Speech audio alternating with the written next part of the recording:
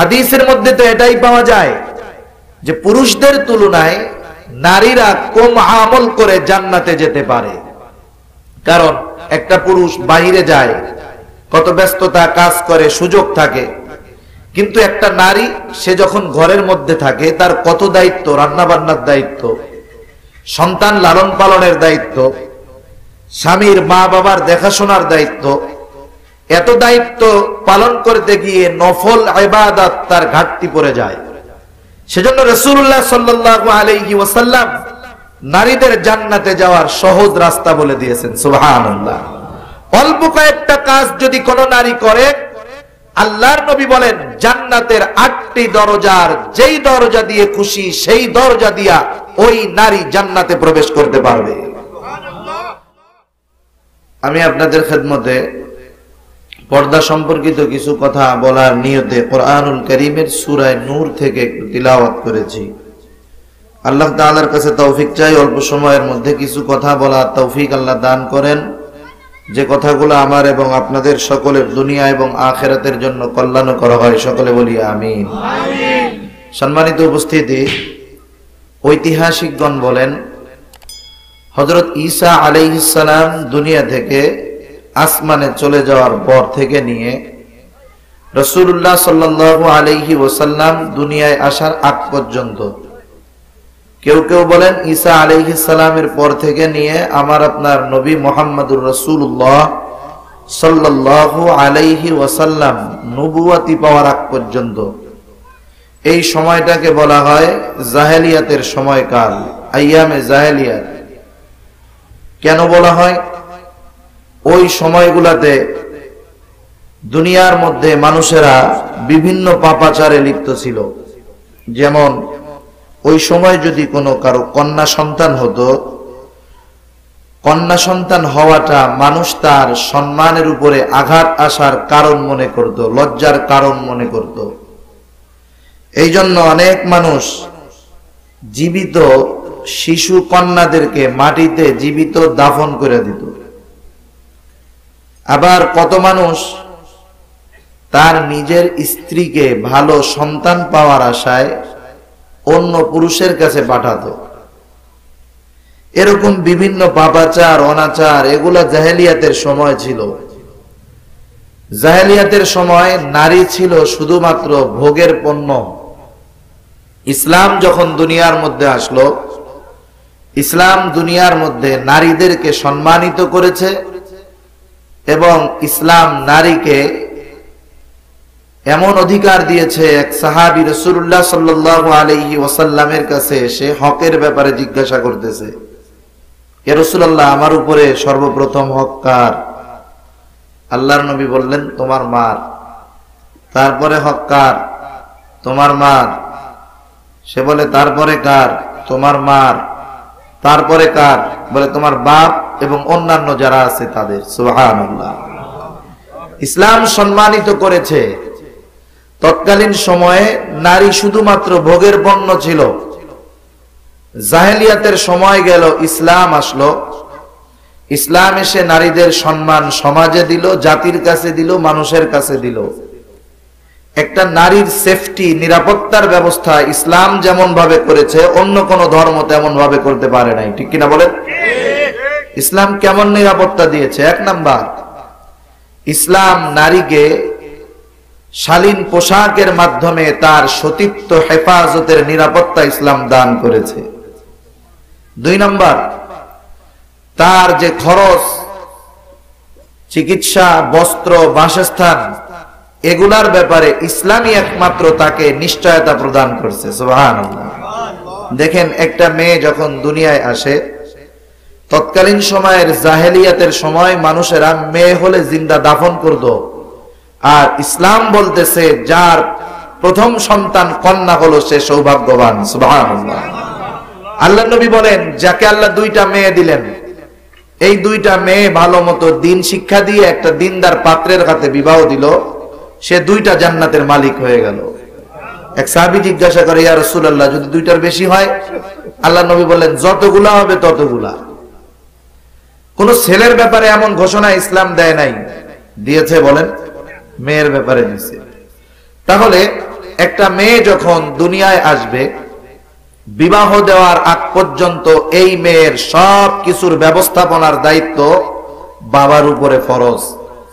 তার খাদ্য, বস্ত্র, চিকিৎসা, বাসস্থান সহ সকল কিছুর ব্যবস্থাপনার দায়িত্ব হলো তার বাবার। কোন পর্যন্ত? যতক্ষণ না সে তার এই কন্যাকে দিনদার বানিয়ে একটা দিনদার ছেলের সাথে বিবাহ দিচ্ছে। এরপরে যখন এই মেয়েটাকে তার বাবা একটা দিনদার ছেলের সাথে বিবাহ দিয়ে দিল, তখন ওই মেয়েটার যাবতীয় খরচ, নিরাপত্তা, সব কিছুর দায়িত্ব তার স্বামীর উপর। আল্লাহ তাআলা মেয়েটাকে একটা সন্তান দিল, ছেলে হইছে, বার্ধক্যে উপনীত হলো, স্বামী মারা গেল।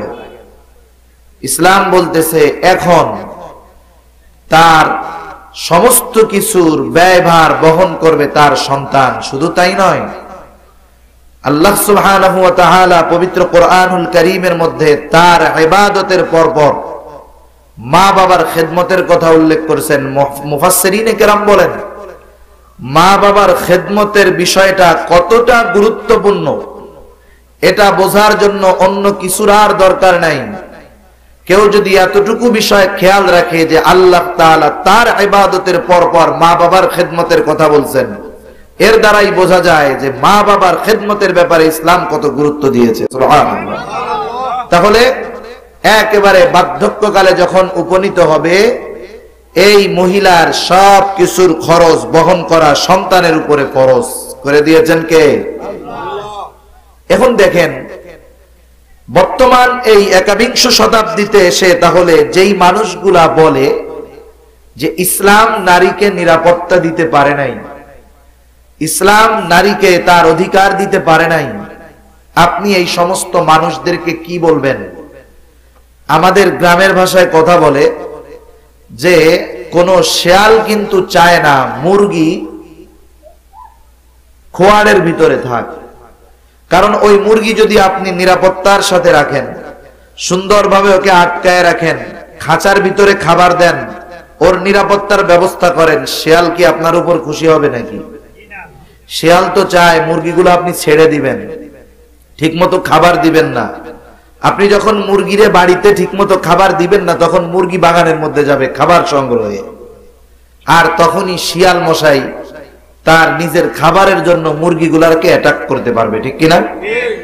এজন্য বর্তমান সময়ে ওই রকম শেয়াল রূপী কিছু পুরুষ আছে, এরা চায় নারীরা অবাধে বেপরদায় রাস্তাঘাটে চলাফেরা করুক, আর এরা নারীদেরকে যেমনি ভাবে মনে চায় রাস্তায় নামিয়ে বেপরদা বানিয়ে তাদের চরিত্র হনন করতে চায়, ঠিক কিনা বলে? এটা মূলত তাদের উদ্দেশ্য। এদেরকে সমর্থন দেয় কারা? এদেরকে সমর্থন দেয় নারীবাদী নামে একটা গ্রুপ আছে। এই নারীবাদী সংগঠনগুলা যারা পরিচালনার দায়িত্বে আছে, 18, 19, 20, 30 জন থাকতে পারে, এ সবগুলা নারী 3-4টা স্বামীর ঘর করে একটাও টিকতে পারে নাই। তাহলে যেই মহিলারা স্বামীর ঘরে টিকতে পারে না, এরা লাস্টে হয় নারীবাদী, ঠিক কিনা? এরা নারীবাদী হয় কারণ ও চায় অবাধ চলতে। কোন পুরুষ এটা চাবে না সেই পুরুষ যত খারাপ হোক, তার স্ত্রী আরেকটা পরপুরুষের সাথে কথা বলুক, অবাধে চলাফেরা করুক, মেলামেশা করুক। এটা স্বাভাবিক কমন সেন্স যাদের আছে, স্বাভাবিক বিবেকবোধ যাদের আছে, নৈতিকতা যাদের আছে, ন্যূনতম দ্বীনের ভীতি যাদের আছে, এরা চাবে না যে তার স্ত্রী বেপরদায় চলুক, ঠিক কিনা বলেন?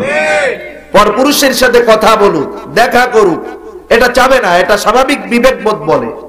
আর ইসলাম তো এটা বলেই যে নারী তার সৌন্দর্য এটা শুধুমাত্র তার স্বামীর জন্য প্রকাশ করবে। এইসব কথাগুলা, ইসলামের এই পজিটিভ কথাগুলাকে কিছু মানুষ নিজেদের দিকে টেনে নিয়ে নেগেটিভ ভাবে মানুষের সামনে প্রেজেন্ট করে, বলতে চায় যে ইসলাম এর মাধ্যমে নারীর স্বাধীনতা হরণ করেছে। আপনার ছোট বাচ্চা ও রাস্তায় যেতে চায় বারবার, আপনি ওকে জোর করে ধরে রাখেন, মাঝে মধ্যে পিটানিও দেন, বিবেক কি বলে? এই বাচ্চাটা যদি রাস্তায় যায় দুর্ঘটনার শিকার হতে পারে, এই বাচ্চাটা যদি রাস্তায় যায় তাকে কিডন্যাপ করা হতে পারে, বিপদের আশঙ্কা আছে। এই জন্য এই বাচ্চার উপরে জোর করে হলেও একটু পিটানি দিয়ে হলেও একে আপনি ঘরে রাখেন, ঠিক কিনা বলেন? এখন যদি কেউ এসে আপনাকে বলে যে আপনি তো বড় পাষাণ, বাচ্চাটারে পিটাইতেছেন, রাস্তায় যাইতে দেন না, এখানে আমরা কি বলবো? মায়ের চাইতে মাসির দরদ বেশি। এই ছেলেটার হেফাজতের জন্য তার বাবা তাকে বাইরে দিতে চায় না, এটা তো মোহাব্বতের কারণে, ভালোবাসার কারণে, নিরাপত্তার কারণে। অনুরূপ ভাবে কোন বাবা তার মেয়েকে, কোন স্বামী তার স্ত্রীকে, কোন ভাই তার বোনকে নিরাপত্তার কারণে, মোহাব্বতের কারণে, ভালোবাসার কারণে বেপরদায় চলতে দেয় না, ঠিক কিনা বলেন? কারণ নারীর সকল নিরাপত্তা আল্লাহ তাআলা পর্দার মধ্যে রাইখা দিয়েছেন। আজকে এই পর্দার বিষয়টা আমাদের সমাজে অনেক ক্ষেত্রে আমরা শিথিল মনে করি, কিন্তু এটা শিথিল না। আপনার যদি নামাজ কাজা হয় আপনি চাইলে সেটা আদায় করতে পারবেন, কিন্তু আপনার যদি পর্দা বাকি থাকে, কাজা হয়, আদায় করার সুযোগ আছে? এটার গুনাহ তো হয়েই গেল। সেজন্য আল্লাহ সুবহানাহু ওয়া তাআলা পর্দার ব্যাপারে নারী পুরুষ উভয়কেই কোরআনুল কারীমের মধ্যে দিক নির্দেশনা আল্লাহ তাআলা দিয়ে দিয়েছেন। দেখুন, আমরা অনেক ক্ষেত্রে মনে করি যে নারীর চেহারা বা সৌন্দর্য প্রকাশ না করা এটাই মনে হয় শুধু পর্দার অন্তর্ভুক্ত, তা না। নারীর কণ্ঠস্বর এটাও নারীর সৌন্দর্যের অন্তর্ভুক্ত। কারণ দুনিয়ার ভিতরে কত ঘটনা এরকম আছে যে একটা নারীর কণ্ঠস্বর শুনে তার প্রতি আকৃষ্ট হয়েছে, কিন্তু চেহারা দেখার পরে তার প্রতি আকর্ষণটা নষ্ট হয়ে গেছে। তাহলে প্রথমত এই মেয়েটার উপরে আকর্ষণ আসার অন্যতম কারণ হলো তার মিষ্টি সুর, ঠিক কিনা?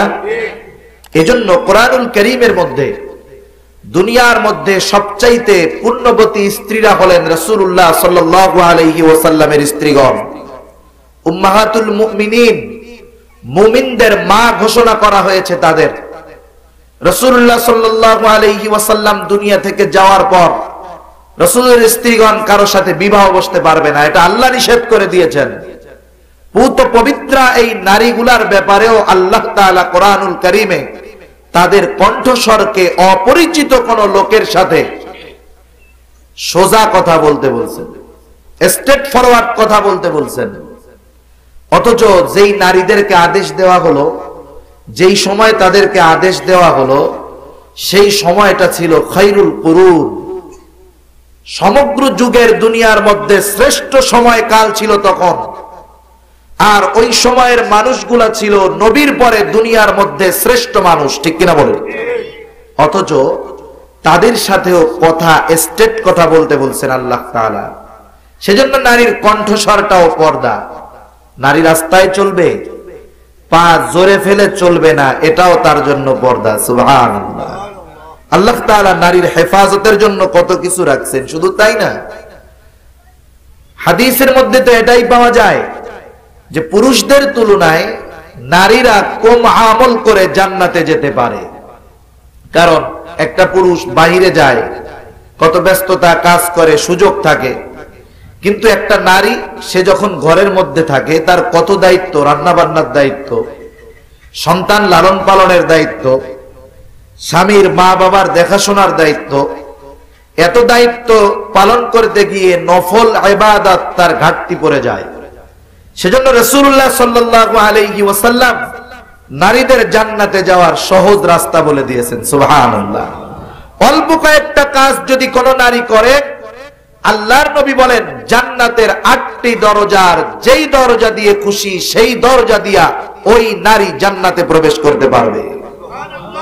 রাসূলুল্লাহ সাল্লাল্লাহু আলাইহি ওয়াসাল্লাম বলেন, ইদা সাল্লাতিল মারআতু খামসাহা ওয়া সামাত শাহরাহা ওয়া হাসনাত বা'লাহা ওয়া হাসনাত ফারজাহা ওয়া তাআত বা'লাহা দাখালাত মিন আইয়ি আবওয়াবিল জান্নাতি শাআত। রাসূলুল্লাহ সাল্লাল্লাহু আলাইহি ওয়াসাল্লাম নারীদেরকে উদ্দেশ্য করে 4টি কথা বলেন। নবী আমার বলেন, এই 4টি কাজ যেই নারী করবে, জান্নাতের 8টি দরজার যেই দরজা দিয়ে খুশি এই নারী জান্নাতে প্রবেশ করতে পারবে। এক নাম্বার, নবী আমার বলেন, যেই নারী যথাসময়ে 5 ওয়াক্ত নামাজ আদায় করবে, 5 ওয়াক্ত নামাজ যথাসময়ে সঠিকভাবে আদায় করবে, নামাজের ক্ষেত্রে গাফিলতি করবে না, নামাজের প্রতি যথেষ্ট ইহতিমাম রাখবে, গুরুত্ব রাখবে। কারণ কি, নামাজ তো এমন একটা ইবাদত, আল্লাহ তাআলা কোরআনুল কারীমের মধ্যে বলেন, ইন্নাস সালাতা তানহা আনিল ফাহশাই ওয়াল মুনকার। নামাজ সকল প্রকার অশ্লীল ফাহিশা কাজ থেকে নামাজীকে বিরত রাখে। এই জন্য সমাজের মধ্যে দেখতে পাইবেন, যেই নারীগুলা ইহতিমামের সাথে যথাসময়ে সুন্দরভাবে 5 ওয়াক্ত নামাজ আদায় করে, এই নারীগুলা অন্যান্য মহিলাদের চাইতে, নারীর চাইতে কম গুনাহ করে থাকে, যদিও গুনাহ করে। কারণ যেই মানুষের মধ্যে নামাজের গুরুত্ব আছে, সেই মানুষের মধ্যে এমনিই পাপ কাজটা কম পাওয়া যায়, সে পুরুষ হোক আর নারী হোক। সেজন্য নবী আমার 1 নাম্বার বলছেন, 5 ওয়াক্ত নামাজ যথাসময়ে আদায় করে।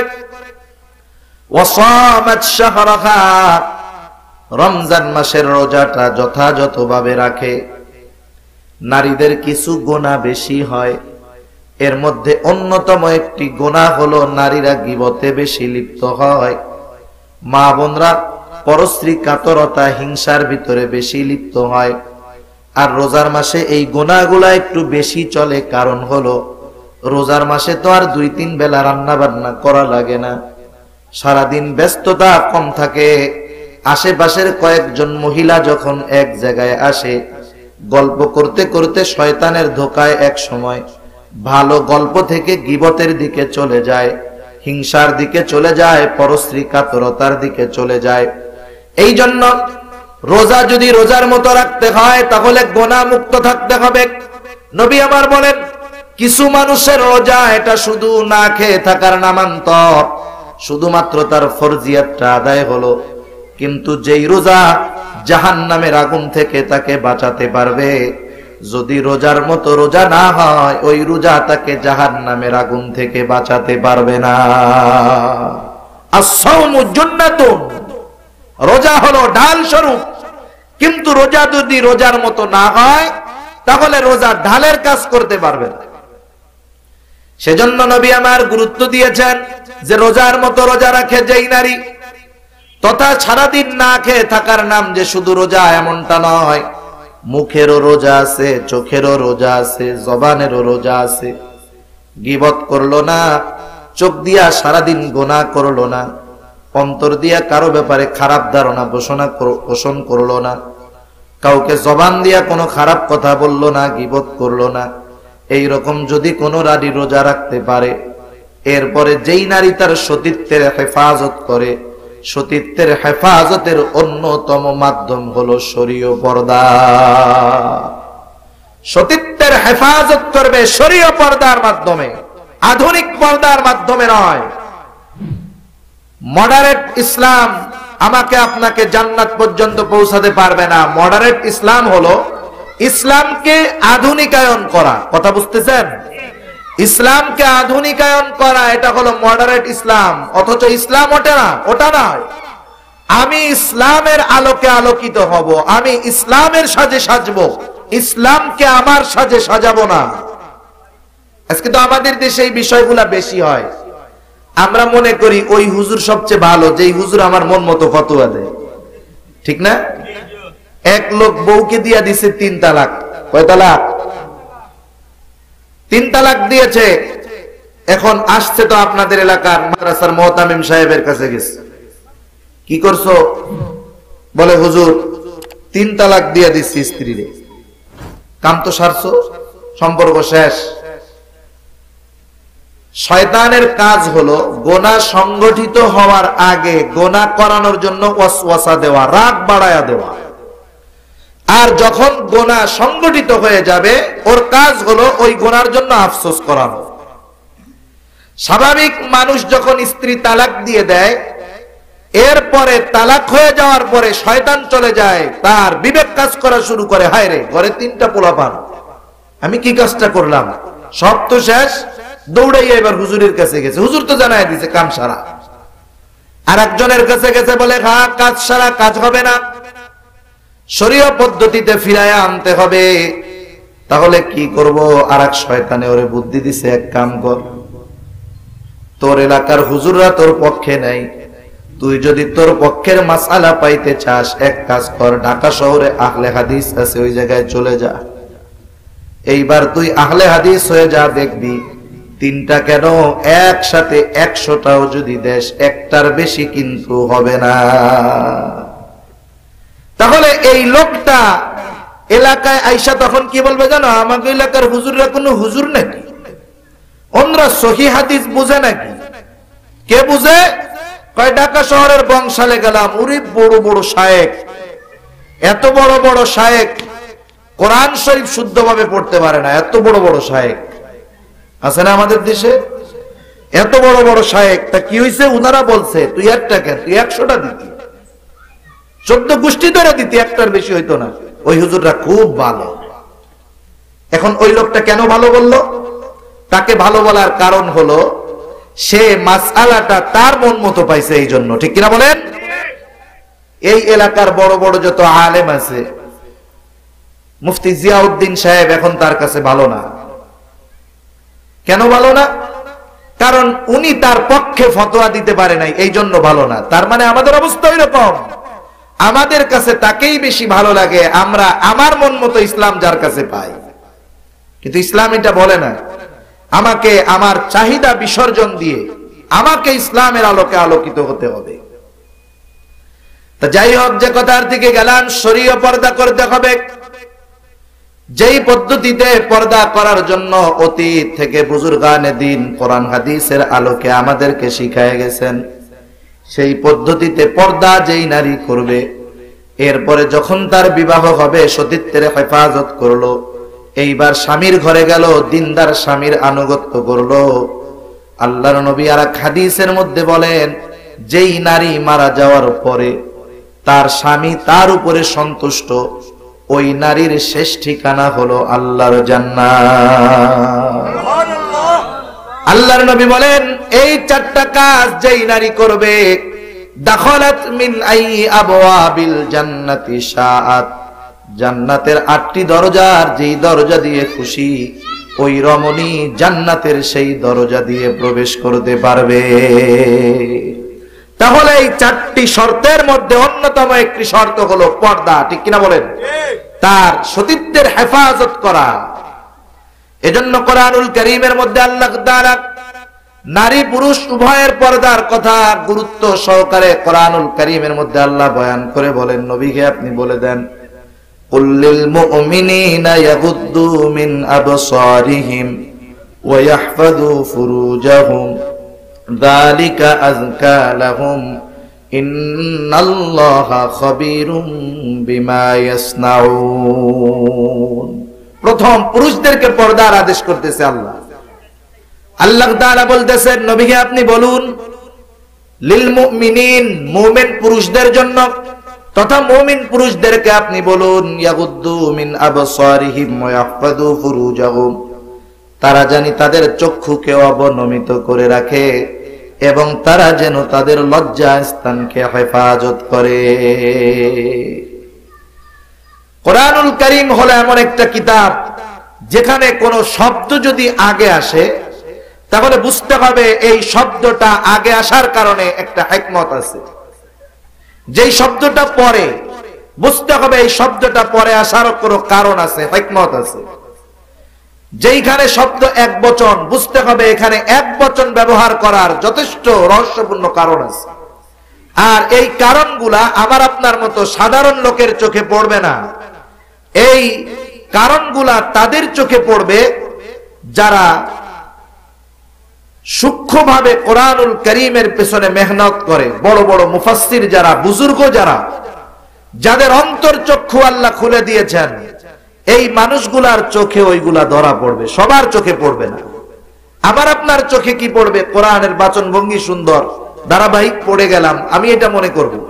কিন্তু আগে পরে উল্লেখ করার পেছনে বহুত কারণ আছে। যেমন একটা কারণ আপনাদের খেদমতে বলি, কোরআনের ভিতরে আল্লাহ তাআলা বলছেন, চুরি করলে হাত কেটে দিতে হবে।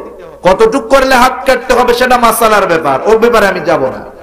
আল্লাহ তাআলা বললেন আস-সারিকু ওয়াস-সারিকাতু ফাকতাউ আইদিয়াহুমা, চোর পুরুষ আর নারী যেই হোক তার হাত কেটে দাও। এটা হলো কোরআনের আইন। আল্লাহ তাআলা আস-সারিকু এই জায়গায় পুরুষবাচক শব্দটা আগে ব্যবহার করেছেন, কিন্তু সূরা নূরের ভিতরে আল্লাহ তাআলা বলছেন আয-জানিয়াতু ওয়াজ-জানি ফাজলিদু কুল্লা ওয়াহিদিন মিনহুমা মিআতা জালদা। জিনাকারিনী নারী পুরুষ 100 করে দৌড়া মারতে হবে। ওই জায়গায় পুরুষ শব্দ আগে আসলো, এই জায়গায় নারীবাচক শব্দটা আগে আসলো। ওইখানে পুরুষের কথা আগে চুরির ক্ষেত্রে, জেনার ক্ষেত্রে নারীর কথা আগে। কারণটা কি? বিজ্ঞ মুফাসসিরিনে কেরাম বুজুর্গানে দিন বলেন চুরি সংগঠিত হওয়ার জন্য পুরুষের প্রাধান্যতা থাকে বেশি, আর জেনা সংগঠিত হওয়ার জন্য নারীর প্রাধান্যতা থাকে বেশি।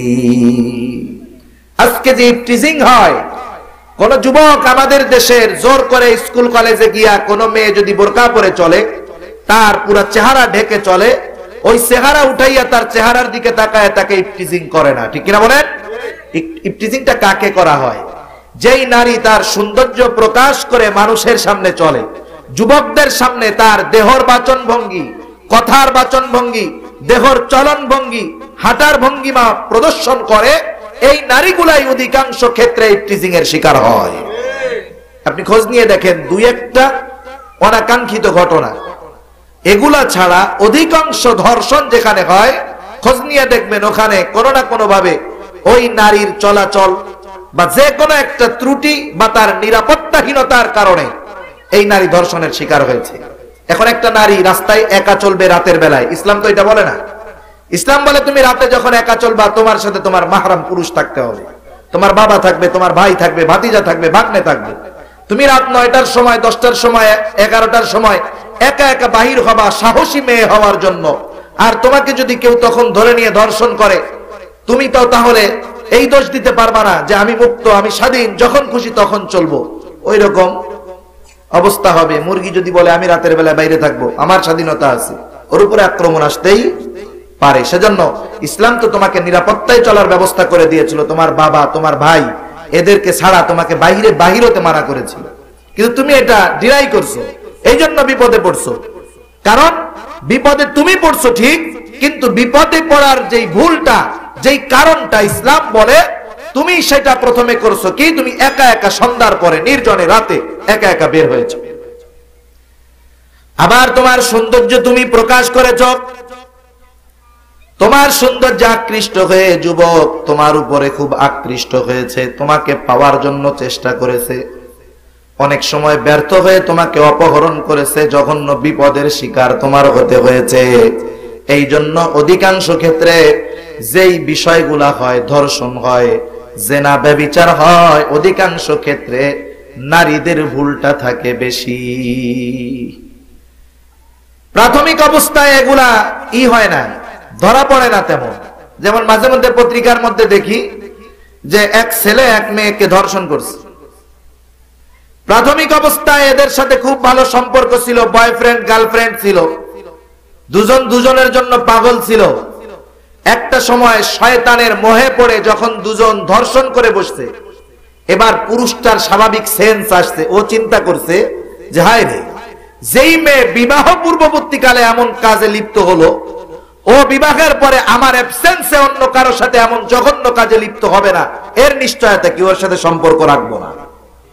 এই কাজটা করলো। এবার ওই মেয়েটা কি মামলা দেয় যে আমাকে ধর্ষণ করছে, কিন্তু তুমি যখন তার সাথে মিলিত হইছো তখন তো তুমিও একই, তোমারও সেই কাজে তোমার সাড়া ছিল।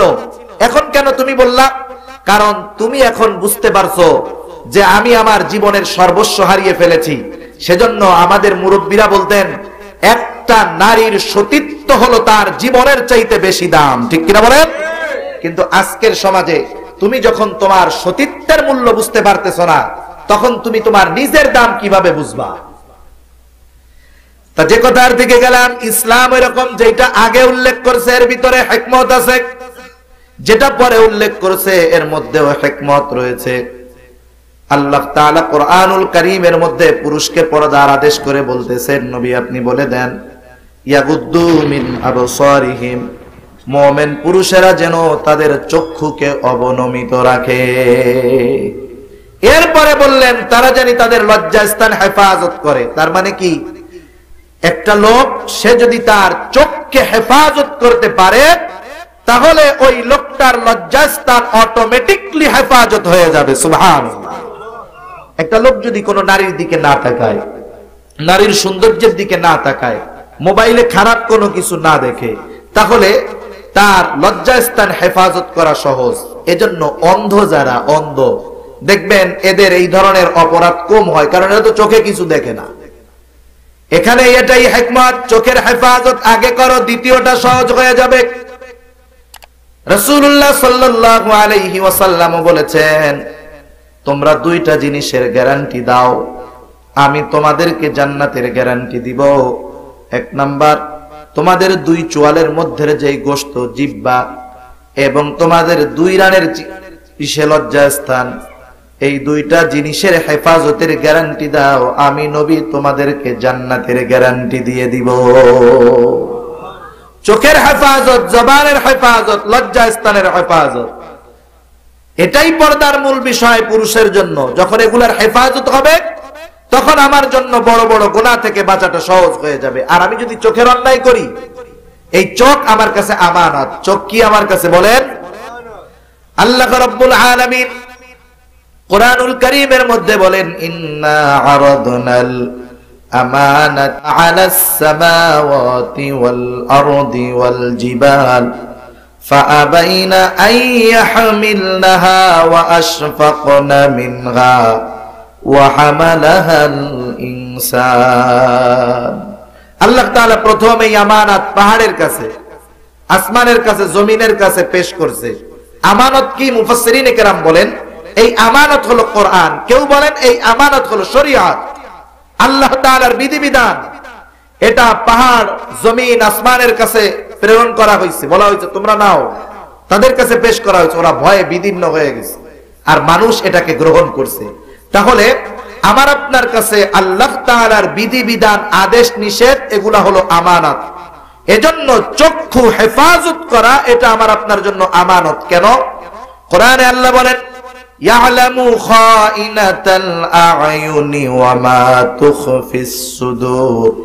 আল্লাহ তাআলা তিনি জানেন আমরা চোখের কি খেয়ানত করি। খেয়ানত তো ওই জিনিসের হয় যেটা থাকে আমানত। তার মানে এই চোখটা আল্লাহ আমার কাছে রাখছেন আমানত। চোখের দ্বারা আমি যদি গুনাহ করি তাহলে এটা করা হবে আমানতের খেয়ানত।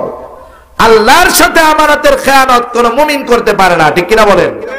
এজন্য আল্লাহ তাআলা বলেন চোখের হেফাজত করো, লজ্জাস্থানের হেফাজত করো, এটা তোমাদের জন্য অতি উত্তম একটা কাজ। যালিকা আযকা লাহুম, এটা তাদের জন্য অতি উত্তম পবিত্রতার মাধ্যম। এরপরে আল্লাহ বলেন, ওয়াল্লাহু খাবীরুম বিমা ইয়াসনাউন। আমি আপনি কি করি দুনিয়ার কারো কাছে খবর না থাকুক। কার কাছে আছে? আমি রাতের বেলা একা একা যা করি দুনিয়ার কেউ দেখে না, দেখে কে? যেই গুনাহ করি নিরিবিলি, কোন কথা আমার অন্তরের মধ্যে আছে, ওমা তুখফিস সুদুর, আমার গোপন কথা বুকের মধ্যে কি লুকায় রাখছি দুনিয়ার কেউ জানে না, জানে কে? যেহেতু ওই আল্লাহরে ফাঁকি দেওয়ার কোনো উপায় নাই, তাইলে ওই আল্লাহর আদেশ মানা ছাড়া আমাদের কোনো পথ নাই। সেজন্য পুরুষ এইভাবে পর্দা করবে। এবার নারীকে উদ্দেশ্য করে আল্লাহ তাআলা বলেন, নবী আপনি বলে দেন, وَقُلْ لِلْمُؤْمِنَاتِ يَغْضُضْنَ مِنْ أَبْصَارِهِنَّ وَيَحْفَظْنَ فُرُوجَهُنَّ وَلَا يُبْدِينَ زِينَتَهُنَّ إِلَّا مَا ظَهَرَ مِنْهَا। আল্লাহ তাআলা বলেন, নবীকে আপনি মুমিনা নারীদেরকে বলে দেন তারাও জানি তাদের চক্ষুকে অবনমিত রাখে, তারাও জানি তাদের লজ্জাস্থানকে হেফাজত করে। এর দ্বারা তো একটা বিষয় ক্লিয়ার, চক্ষু অবনমিত রাখতে পুরুষকেও বলা হলো, চক্ষু অবনমিত রাখতে নারীকেও বলা হলো। তার মানে এই জায়গায় বিষয়টা সেম। পুরুষ যেমন গায়রে মাহরাম নারীকে দেখতে পারবে না, অনুরূপ ভাবে কোন নারীও গায়রে মাহরাম পুরুষকে দেখতে পারবে না। কথা বুঝতেছেন? আদেশ সেম টু সেম, এখানে কোনো ব্যতিক্রম নাই। সেজন্য কথা আমার বুঝতে হবে। আব্দুল্লাহ ইবনে উম্মে মাকতুম রাদিয়াল্লাহু তাআলা আনহু একজন অন্ধ সাহাবী। এই ঘটনাটা পর্দার আয়াত নাজিল হওয়ার পরে, আগে নয় পরে, একদিন আল্লাহর নবীর কাছে আসতেছেন। আল্লাহর নবীর দুইজন সহধর্মিনী তখন নবীজির কাছে। ওই লোকটা আসতেছে আব্দুল্লাহ ইবনে উম্মে মাকতুম রাদিয়াল্লাহু তাআলা। আল্লাহর নবী বললেন, তোমরা ঘরের মধ্যে চলে যাও। তারা বলল, ইয়া রাসূলুল্লাহ, সে তো অন্ধ, সে তো আমাদের দেখবে না। নবী আমার বলেন, সে না হয় অন্ধ, তোমরা তো আর অন্ধ নয়। এটা হলো পর্দার বিধান নাজিল হওয়ার পরে। এর মানে কি বুঝতে পারলাম? দুনিয়ার অন্যতম সচ্চরিত্রওয়ালা রমণীরা হলেন আমার আপনার নবীর স্ত্রী। তারাও অন্য কোন পুরুষের দিকে নজর দিতে পারবে না। তাদেরকে আল্লাহর নবী মানা করলেন। অথচ আমাদের দেশের অবস্থা কি? ইসলাম সহজ করতে করতে করতে করতে আমরা বলি ইসলাম সহজ, কেউ বলে না ইসলাম কঠিন। সবাই বলে ইসলাম সহজ, কিন্তু ইসলামকে এমন ভাবে আমি প্রেজেন্টেশন করব না, মানুষ সহজ ভাবতে ভাবতে জানি একবারে উল্টাপাল্টা বানায়।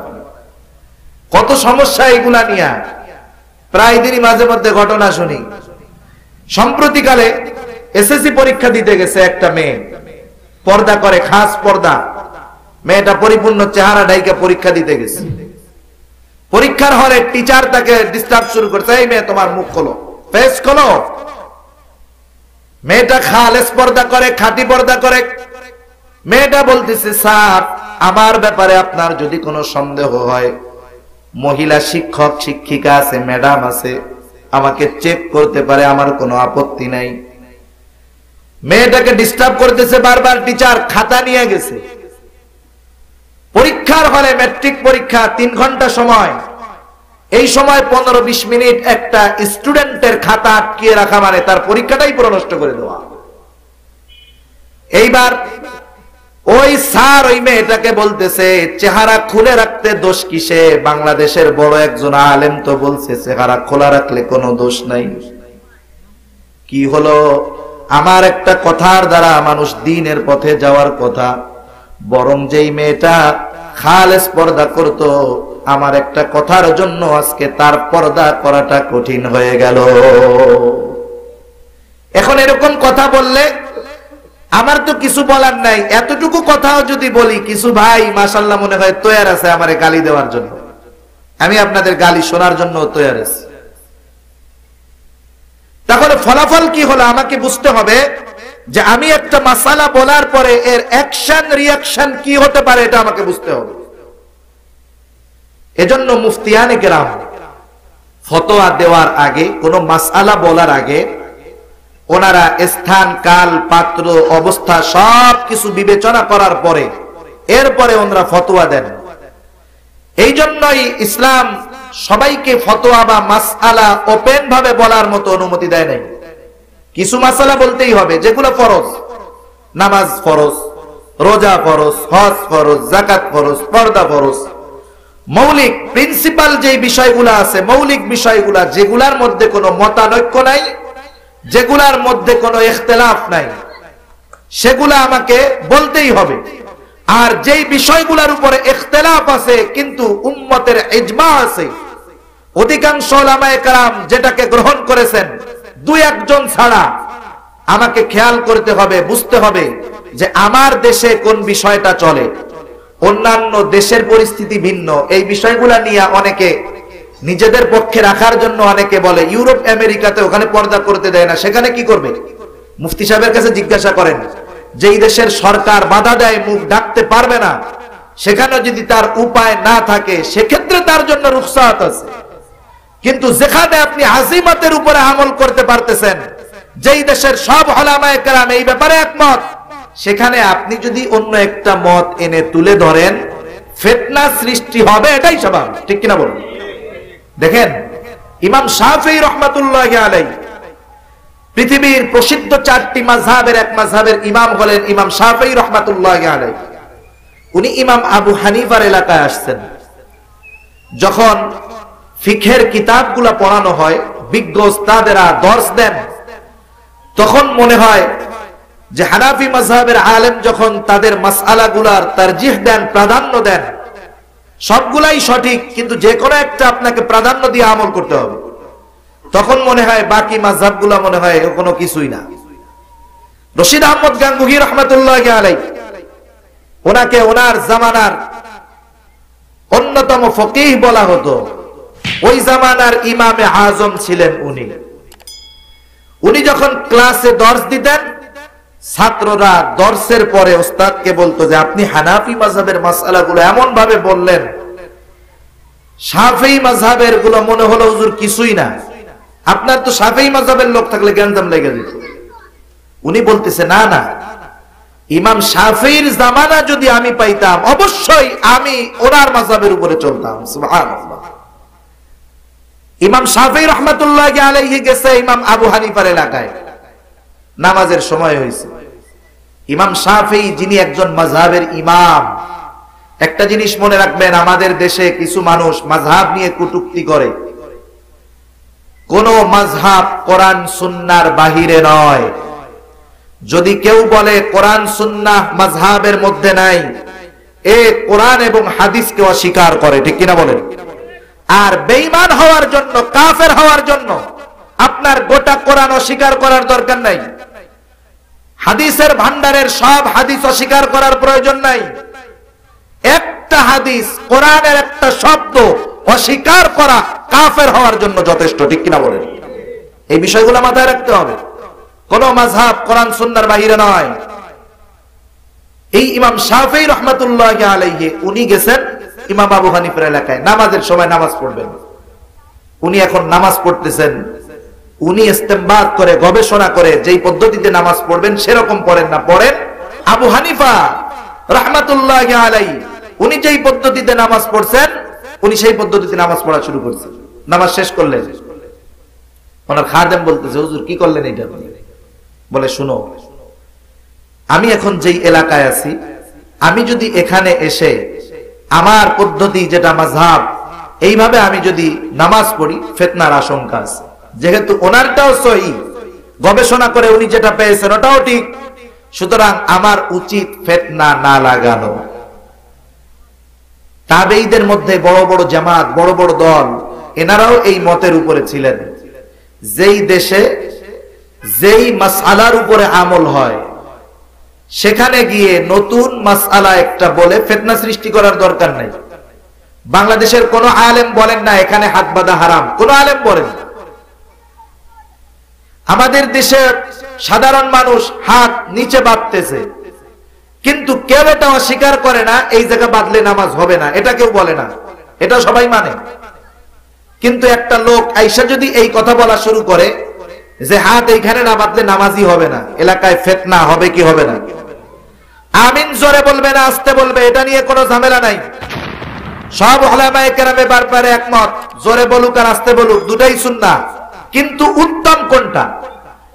হানাফি মাযহাবের উলামায়ে কেরাম বলতেছে উত্তম হলো আস্তে বলা, শাফিঈ মাযহাব বলতেছে উত্তম হলো জোরে বলা। বেশ কম এতটুকু।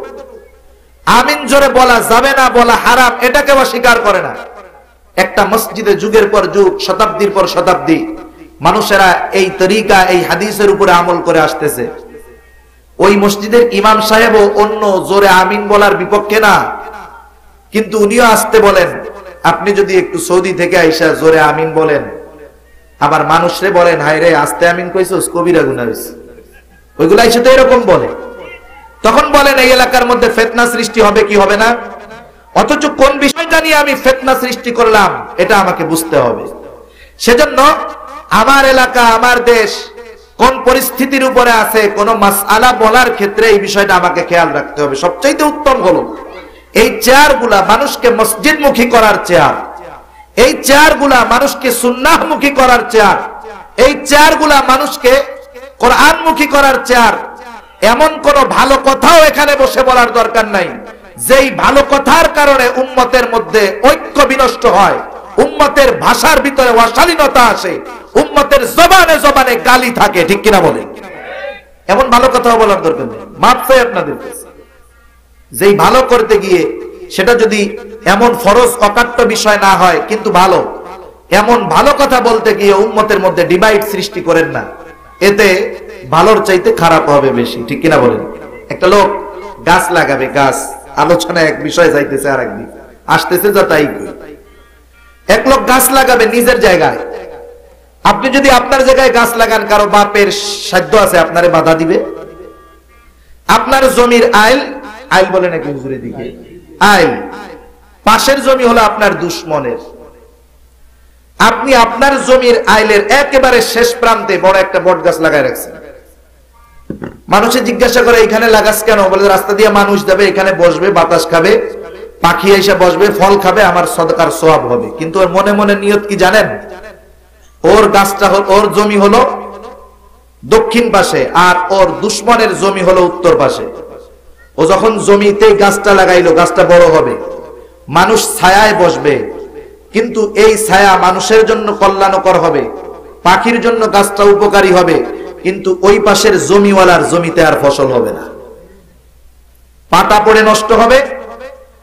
ফসল হওয়ার জন্য ফসলের গায়ে রোদ লাগার দরকার আছে, রোদও লাগবে না। আপনি তো খুব ভালো কাজ করলেন, আপনার জায়গায় জমি লাগাইলেন, কিন্তু ওই পাশের কাজটা কি করলেন? এমন ভালো কাজ করার দরকার আছে। সেজন্য কিছু ভালো কাজ যেটা না করলে গুনাহ হবে না, এমন কিছু ভালো কাজ করতে গিয়ে আমরা জানি উল্টা পাল্টা বাধায় না ফেলে এদিকে খেয়াল রাখার দরকার। আল্লাহ বোঝার তৌফিক দান করুক, সকলে বলি আমিন। তো যাই হোক, রমণীরা তাদের চক্ষু অবনমিত রাখবে, লজ্জাস্থানের হেফাজত করবে এবং তাদের সৌন্দর্য প্রকাশ করবে না। নারীদের সৌন্দর্য কথার মধ্যে, নারীদের মূল সৌন্দর্য হলো চেহারার মধ্যে, কিন্তু যদি অনিচ্ছায় কোনো কিছু প্রকাশ হয়ে যায় সেটা কিন্তু ভিন্ন কথা। এরপরে লম্বা আলোচনা, সর্বশেষের দিকে আমি যাব। আল্লাহ তাআলা কোরআনুল কারীমের মধ্যে নারীদেরকে আরো বলেন, ওয়ালা ইয়াদরিবনা বিআরজুলিহিন্না লিয়ুলামা মা ইউখফিনা মিন জিনাতিহিন। তারা জমিনের উপরে এমন ভাবে চলবে না যাতে তাদের পায়ের আওয়াজ মানুষের কানে যায়। নুপুর লাগায় চলে না, আমাদের দেশে আছে, ঝুনঝুন করে, মেয়ে হাঁটলে বোঝা যায় একটা মেয়ে হেঁটে যাচ্ছে। পাশাপাশি অনেকে এমন শক্ত হিল পরে, হিল যেটা দিয়ে যখন পাকা রোডে হাঁটে হাফ কিলোমিটার দূর থেকে খটখট খটখট আওয়াজ হয়। এই সমস্ত স্যান্ডেল পরা নারীদের জন্য নিষেধ, ইসলাম নিষেধ করছে। পাশাপাশি চিকিৎসা বিজ্ঞানও বলে উঁচু হিল পরলে এই মেয়ের পা গুলা, হাড় আস্তে আস্তে বাঁকা হবে, পাটা নষ্ট হয়ে যেতে পারে, ভবিষ্যতে পঙ্গু হওয়ার সম্ভাবনা আছে। সফট নরম স্যান্ডেল কিনে দিবেন আপনারা আপনাদের বোনদের, আপনাদের মাদের, স্ত্রীদের। এই নরম স্যান্ডেল গুলা পরবে, তাতে তাদের পা ভালো থাকবে। নুপুর পরবে না যাতে তার সৌন্দর্য প্রকাশ হয়, পায়ের গোছা পর্যন্ত খোলা রাখবে না।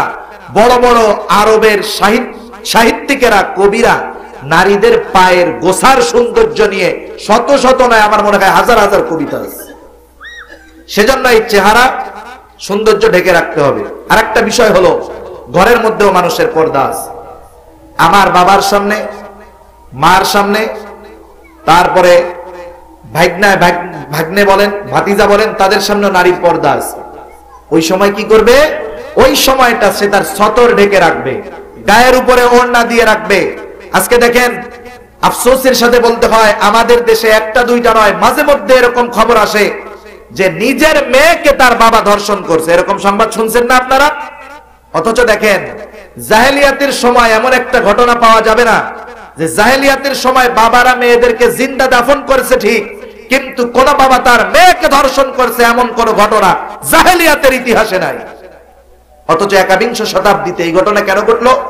এই ঘটনা ঘটার কারণ হলো, অধিকাংশ এলিট শ্রেণীর ফ্যামিলির লোক যারা আর কি আধুনিক কথা যাদের মধ্যে বেশি, এরা তাদের বাবার সামনে, ভাইয়ের সামনে নিজেদের সৌন্দর্যকে ওপেন করে দিয়েছে। একসাথে বসে বসে ইংরেজি মুভি দেখতেছে, হলিউড বলিউডের সিনেমা দেখতেছে, যেই সিনেমাগুলা মানুষের মন মস্তিষ্কের ভিতরে খারাপি আনায়ন করে। একটা সময় মাসালা তো বড় কঠিন, না জানি কোন বাবা কোন অবস্থার মধ্যে তার মেয়ের গায়ে হাত দিয়ে তার স্ত্রীকে চিরস্থায়ী হারাম বানায় ফেলছে জানেও না। শেষ জামানায় হাদিসের মধ্যে আছে কিয়ামতের আগে ঘরে ঘরে জারজ সন্তান হবে। কেমনে হবে রে এটা? কেন হবে? আজকের পরিস্থিতিতে এই বিষয়গুলো উলামায়ে কেরামের কাছে পুরো পরিষ্কার। সাধারণ মানুষ হয়তো বুঝে কম, কিন্তু আজকের পরিস্থিতি এটা আমাদের সামনে পরিষ্কার করে দিয়েছে। কেন ঘরে ঘরে হারামজাদা হবে? কেন ঘরে ঘরে জারজ সন্তান হবে? শুধুমাত্র এই পর্দা নামক একটা বিধানকে শিথিলভাবে নেওয়ার কারণে। সেজন্য প্রতিটা নারী ঘরের মধ্যে পরিপূর্ণভাবে তার বাবার সামনে, ভাইয়ের সামনে, আর তারা যদি তার ভাই যদি বালেগ হয় অবশ্যই তার সামনে সুন্দর মতো কতটুকু খোলা রাখবে, সতর খোলা রাখবে, শুধু চেহারা সতর ঢেকে রাখবে, চেহারা খোলা রাখবে, হাত খোলা রাখবে, পা খোলা রাখবে, এতটুকু তার বাবার সামনে, ভাইয়ের সামনে, ভাতিজার সামনে, ভাগ্নের সামনে খোলা রাখতে পারে। এর বেশি কোন পুরুষ সে তার বাবা তার সামনেও সে খুলতে পারবে না। এবং ঢিলে ঢালা পোশাক পরতে হবে। হাদিসের মধ্যে আসতে এমন পোশাক পরা যাবে না যেই পোশাকের দ্বারা তার সৌন্দর্য এবং তার দৈহিক আকৃতি টের পাওয়া যায়। যেমন অতি পাতলা ফিনফিনে পোশাক পরতে পারবে না যার দ্বারা তার শরীরের সৌন্দর্য বাইরে থেকে দেখা যায়। এমন চিপা কোন পোশাক পরতে পারবে না যার দ্বারা তার শরীরের আকৃতি বোঝা যায়। হযরত ইউসুফ আলাইহিস সালামকে জুলাইখা যখন তার দিকে আহ্বান করেছিলেন, খ্রিস্টানেরা গবেষণা করে দেখছে ওই সময় জুলাইখা অর্ধ উলঙ্গ ছিল। অর্ধ উলঙ্গ ছিল। একটা পরিপূর্ণ উলঙ্গ একটা নারী যত সুন্দর হোক, এখান দিয়ে হেঁটে গেলে মানুষে তার দিকে যৌনতার সাথে তাকাবে না, কারণ বলবে এটা একটা পাগল, এটা একটা পাগল। কিন্তু একটা নারী সে যদি অর্ধ উলঙ্গ ভাবে হেঁটে যায়, পাতলা ফিনফিনে পোশাক পরে হেঁটে যায়, এই পোশাক পুরুষদেরকে তার দিকে আকৃষ্ট করবে। ঠিক কিনা বলেন? এগুলো সমাজে জেনা বাড়াবে, ব্যভিচার বাড়াবে। সেজন্য পোশাকও হইতে হবে ওই রকম শালীন পোশাক পরতে হবে। ইসলাম শালীন পোশাক পরার কথা আমাদেরকে বলে। শুধু তাই নয়, পর্দা করবে কিভাবে? সূরা আহজাবের মধ্যে আল্লাহ রাব্বুল আলামিন পবিত্র কোরআনে আমার আপনার নবীকে উদ্দেশ্য করে বলে দিয়েছেন, ইয়া আইয়ুহান নাবিয়্যু কুল লি আজওয়াজিকা ওয়া বানাতিকা ওয়া নিসাইল মুমিনিন ইউদনিনা আলাইহিন্না মিন জালাবিবিহিন। জালাবিব পরিধান করে যাবে। আব্দুল্লাহ ইবনে মাসউদ এবং আব্দুল্লাহ ইবনে আব্বাস রাদিয়াল্লাহু তাআলা আনহুমা দুইজনেরই তাফসীর হলো এরকম। জালাবিব হলো পর্দা, কাপড়ের উপরে, চাদরের উপরে এমন লম্বা কাপড় যার বিস্তৃতি মাথা থেকে নিয়ে পা পর্যন্ত। সেজন্য আরবে দেখবেন মা বোনরা পোশাক পরে একবারে পোড়া, বোরকা টোরকা ভিতরে সব ঠিক আছে, চাদর আছে, এরপরেও উপরে আর একটা পড়ছে একবারে মাথার থেকে নিয়ে পা পর্যন্ত। একটা চোখ খোলা রাখে, কেউ দুইটা রাখে বাহিরে দেখার জন্য। এটাকে বলা হয় জালাবিব। আর এটাই হলো সর্বোৎকৃষ্ট পর্দা। সেজন্য আমি যখন কাউকে পর্দার কথা বলবো, আমাকে অবশ্যই তাকে ওই পর্দার কথা বলতে হবে যেই পর্দা তার সকল কিছুর নিরাপত্তা দিতে পারবে। ঠিক কিনা বলেন?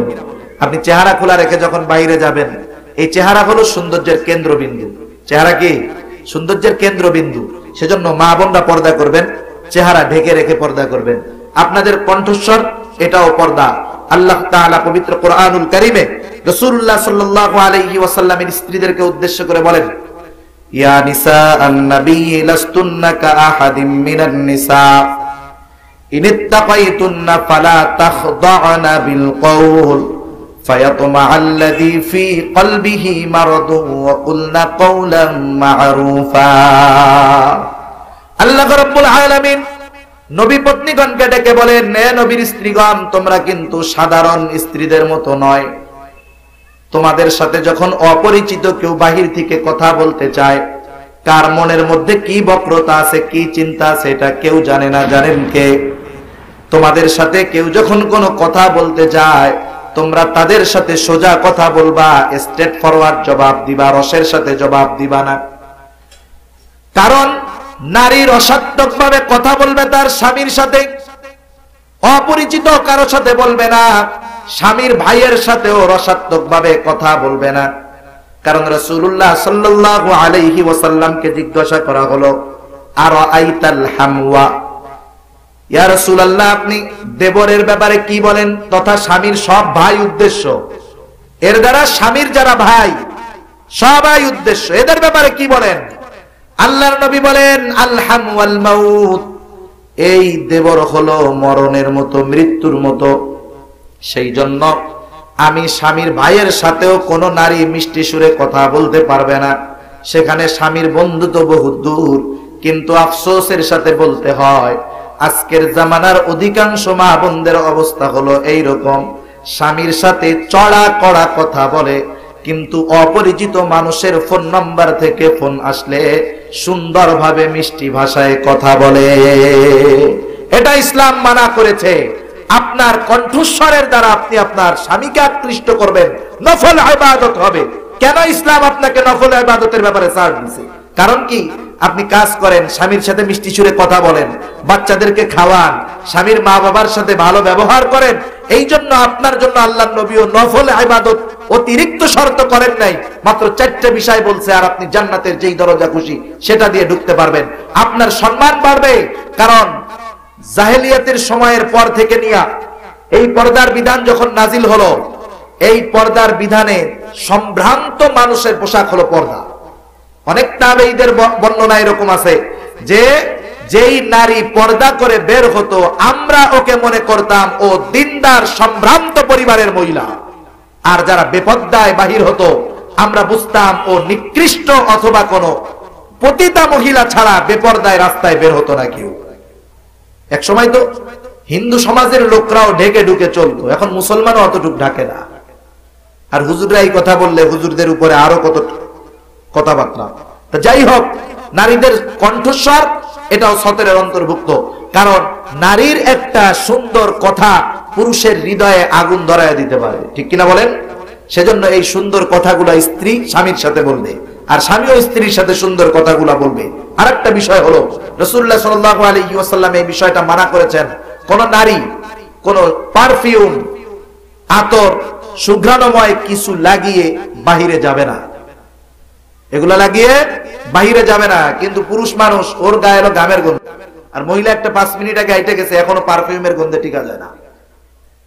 এটা করবে না, এটা খারাপ মহিলাদের কাজ। এই ঘ্রাণ তার দিকে পুরুষকে আরো আকৃষ্ট করে। তা যাই হোক, সর্বশেষ কথা হলো, ইসলাম পর্দার মধ্যে নারীর পরিপূর্ণ নিরাপত্তা দিয়েছে। যেই নারীরা বেপর্দায় ছিল, এরা যখন পর্দার মধ্যে আসছে, সব নারীরা বলছে, হ্যাঁ, আমি আমার মানসিক নিরাপত্তা, দৈহিক নিরাপত্তা, জীবনের নিরাপত্তা তখনই পরিপূর্ণভাবে উপভোগ করেছি যখন আমি শরীয় পর্দার মধ্যে অন্তর্ভুক্ত হয়েছি।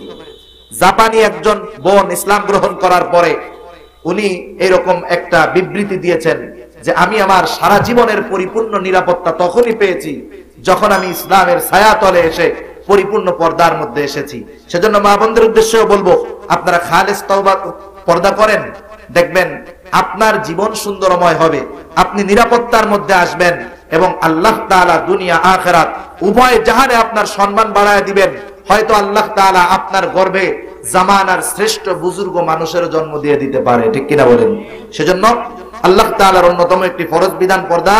আল্লাহ তাআলা যথাযথভাবে আমাদের আদায় করার তৌফিক দান করুক। সকলে বলি আমিন। ওয়া আখিরু দাওয়ানা আলহামদুলিল্লাহি রাব্বিল আলামিন। আসসালামু আলাইকুম ওয়া রাহমাতুল্লাহি ওয়া বারাকাতুহু।